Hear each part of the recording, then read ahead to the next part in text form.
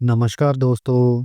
तो आसिम मुनीर यहाँ फिर से अमेरिका घूमने गए और अमेरिका के पीछे छिपकर भारत को धमकियां दे रहे हैं कि अगर भारत ने इंडस रिवर पर बांध बनाए तो वो अपनी मिसाइलों से इस बांध को उड़ा देंगे। बिल्कुल वैसे ही जैसे कि ऑपरेशन सिंदूर में इनकी मिसाइल्स ने भारत में तबाही मचाई थी। और इनके फाइटर जेट्स का तो क्या ही कहना।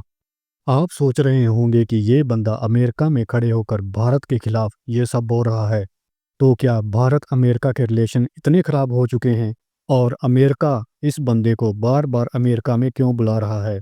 क्या अमेरिका जानबूझकर अब भारत के खिलाफ पाकिस्तान को खड़ा कर रहा है? तो देखो, आसिम मुनीर का यूएस में खड़े होकर भारत के खिलाफ बोलने का कारण है कि उसे अपनी जनता को दिखाना है, देखो हम अमेरिका में खड़े होकर भारत को धमकी दे सकते हैं और फ्यूचर में भारत पर हमला भी करेंगे। क्योंकि ऑपरेशन सिंदूर में पाकिस्तानी आर्मी की जिस तरह से पोल खुली, उसके बाद वहाँ की जनता में आर्मी के लिए क्रेडिबिलिटी ख़त्म होती जा रही है और आसिम मुनीर उसी क्रेडिबिलिटी को दोबारा से गेन करना चाहते हैं। और अमेरिका के द्वारा बार बार आसिम मुनीर को यूएस में बुलाने का कारण है ईरान। यूएस हर हाल में ईरान को न्यूक्लियर हथियार बनाने से रोकना चाहता है। ईरान इस समय यूएस के खिलाफ बड़ी कट्टर सोच वाला देश है और न्यूक्लियर बम बनाने के बहुत ज़्यादा करीब है। यूएस ने ईरान को तोड़ने की सारी कोशिशें की। इसराइल यूएस ने ताबड़तोड़ ईरान पर एयर स्ट्राइक की।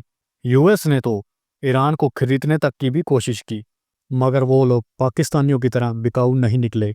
यूएस ने यहाँ ये सोचा क्यों ना पाकिस्तानियों के मुंह पर पैसा फेंक के इनको ही ईरान के खिलाफ खड़ा किया जाए, जैसा कि उन्होंने पास्ट में मुजाहिदीन के जरिए पाकिस्तान का यूज़ करके रशिया को अफगानिस्तान से बाहर किया था।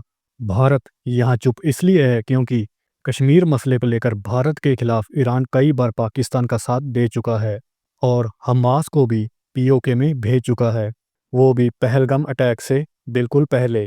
तो अगर पहलगाम अटैक में ईरान का थोड़ा बहुत हाथ निकले तो ये कोई ताज्जुब वाली बात नहीं।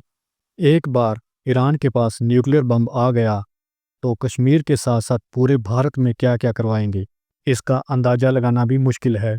दुनिया में सबसे ज़्यादा टेररिस्ट ग्रुप ईरान के द्वारा ही खड़े किए गए हैं। ईरान इन ग्रुप्स को ताबड़तोड़ फंडिंग और हथियार भी सप्लाई करता है। ये भी हो सकता है कि ऑपरेशन सिंदूर के दौरान अमेरिका ने भारत से कहा हो, एक बार के लिए पाकिस्तान पर कार्रवाई रोक दो, हमें पाकिस्तानी एयर बेसेस की ईरान के खिलाफ ज़रूरत है, एक बार ईरान का मसला हल होने दो, उसके बाद पाकिस्तान तुम्हारा है। वैसे भी अब अमेरिका के लिए मिडल ईस्ट में ईरान ही मेन विलन है, या यूं कहें कि मेन विलन बचा है। यूएई, कतर, सऊदी अरेबिया जैसे देश भी ईरान से परेशान हैं कि अगर कल को ईरान के पास न्यूक्लियर हथियार आ गए तो इन देशों के अस्तित्व पर खतरा आ जाएगा। मुझे लगता है कि ईरान के बाद पाकिस्तान के न्यूक्लियर आर्सेनल भी मुसीबत में आ जाएंगे, क्योंकि यूएस इजराइल ये नहीं चाहेंगे कि कल को ये न्यूक्लियर हथियार किसी आतंकवादी संगठन के हाथ लगें या पाकिस्तानी आर्मी में कोई जिहादी आसिम मुनीर की जगह पर आ जाए, जो बिकाऊ ना हो और ये न्यूक्लियर हथियार उसके अंडर आ जाएं और पूरी दुनिया के लिए खतरा पैदा हो जाए। पिछले दिनों ये खबरें भी आई थी कि पाकिस्तान ऐसी मिसाइल पर काम कर रहा है जो कि अमेरिका तक पहुंचे। तो ईरान के बाद पाकिस्तान पूरी दुनिया के लिए बहुत बड़ा कंसर्न होने वाला है। जिस तरह से पाकिस्तानी आर्मी टेररिज्म को सपोर्ट करती है, टेररिस्ट्स को प्रोड्यूस करती है, उनके जनाजे में कंधे देती है, ये भारत के साथ साथ पूरी दुनिया के लिए खतरे की घंटी है। जैसे वो कहावत तो सुनी होगी, अगर अपने घर के आंगन में सांप पालोगे तो वो एक दिन आपको डसेगा ही डसेगा। अमेरिका आसिम मुनीर को बार बार इसलिए बुलाता है क्योंकि अमेरिका को ऐसे बिकाऊ लोग पूरी दुनिया में कहीं और नहीं मिलेंगे, जो पैसों के लिए किसी जंग में कूदकर अपने ही लोगों को मरवा दें। ये अमेरिका के लिए मिडिल ईस्ट में सबसे कारगर हथियार है, जो कि ट्राइड एंड टेस्टेड भी है। यहाँ भारत के लिए मुसीबत ये है कि पाकिस्तान अमेरिका की आड़ में भारत में आतंकवादी हमले करवाता रहता है।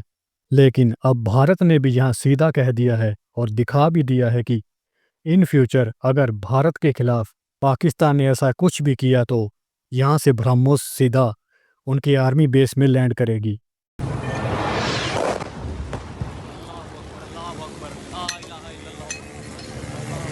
जय हिंद, जय भारत।